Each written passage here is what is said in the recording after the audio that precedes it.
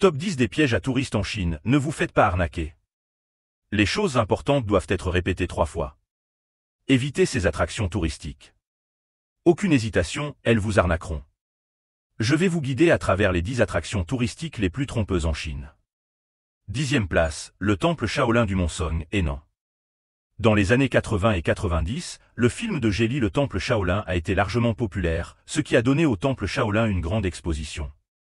De nombreuses personnes souhaitaient visiter et apprendre au temple Shaolin, ce qui en a fait le temple le plus visité en Chine, avec plus de 4 millions de visiteurs par an.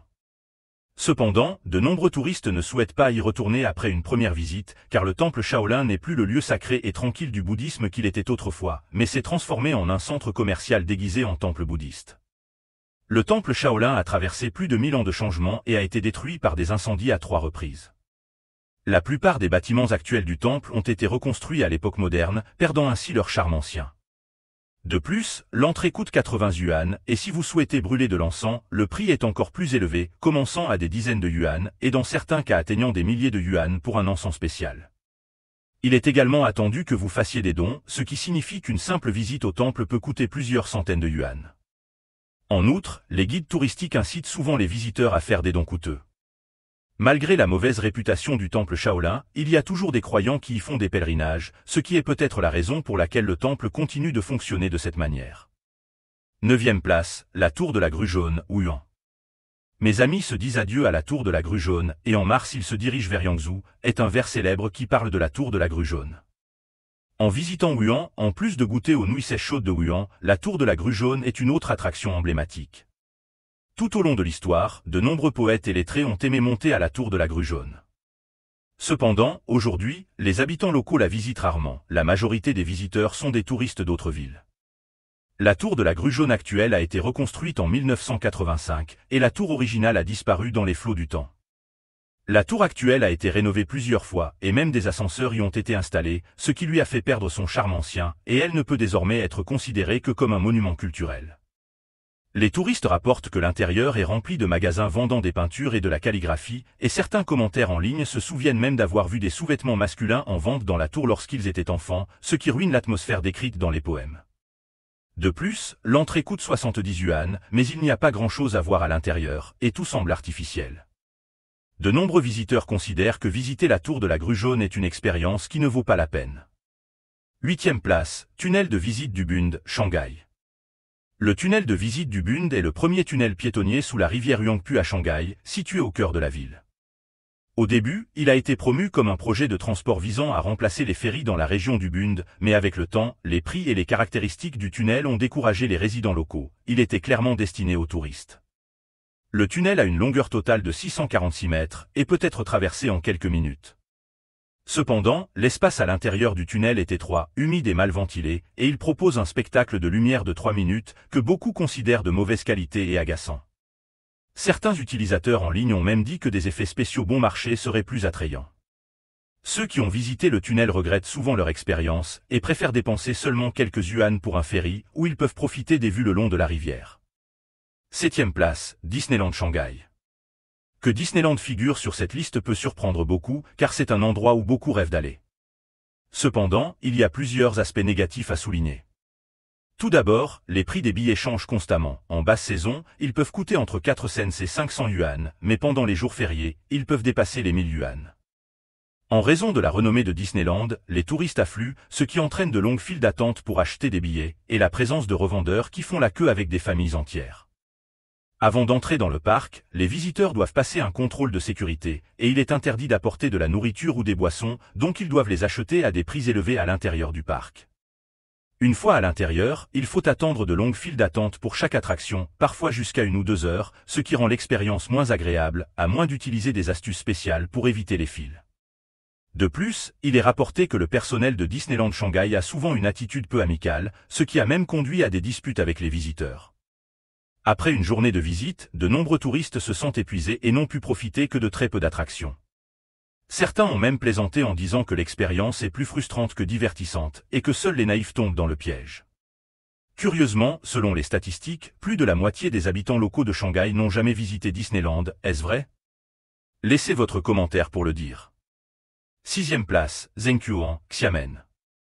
Zhengqiuan était autrefois un beau village de pêcheurs qui est devenu une destination touristique populaire et a été promu officiellement comme le village le plus littéraire de Chine, un village de créativité culturelle populaire.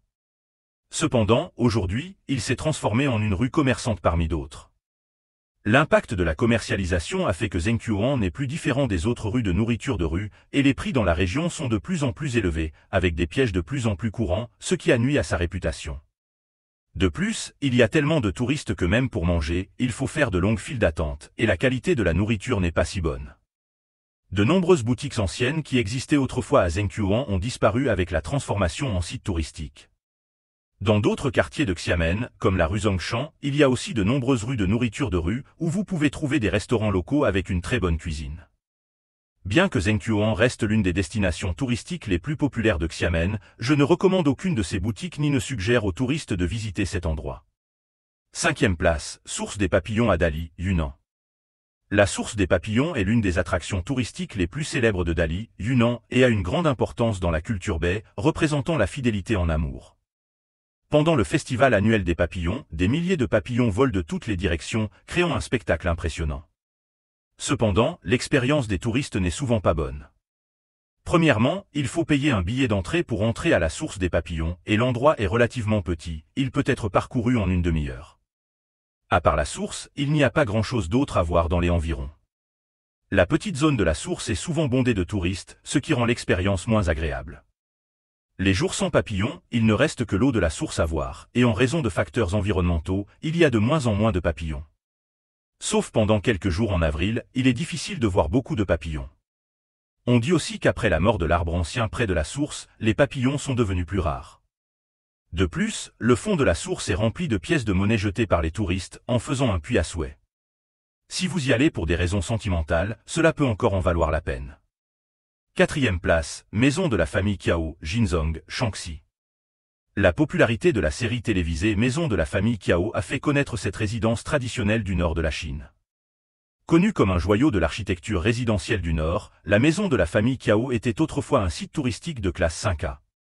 Cependant, avec le temps et en raison de problèmes de gestion, elle a perdu sa classification 5A.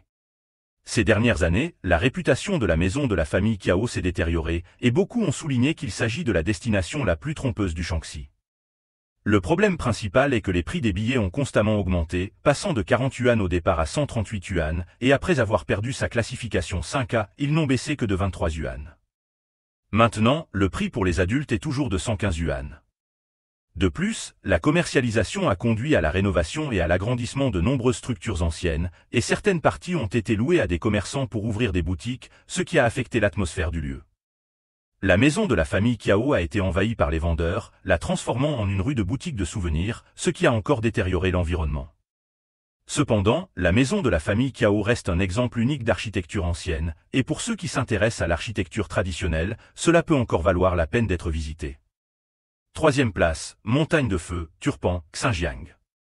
Le premier contact de beaucoup avec la montagne de feu a probablement été à travers le voyage en Occident. Cependant, la réalité est que la montagne de feu n'est qu'une montagne parmi d'autres au Xinjiang, et le paysage autour de la région est similaire. La zone touristique ne couvre qu'une petite partie de la montagne, et les points forts sont les sculptures artificielles, sans lesquelles il serait difficile de reconnaître l'endroit. Le symbole le plus emblématique est le thermomètre géant en forme de bâton d'or, ainsi que quelques sculptures dans la zone touristique. À part la montagne et les sculptures, il n'y a pas grand-chose d'autre à voir. Bien que certains considèrent que c'est une arnaque, la montagne de feu offre une expérience unique de paysage désertique, et il n'est pas nécessaire de payer pour entrer dans la zone touristique pour profiter des vues impressionnantes.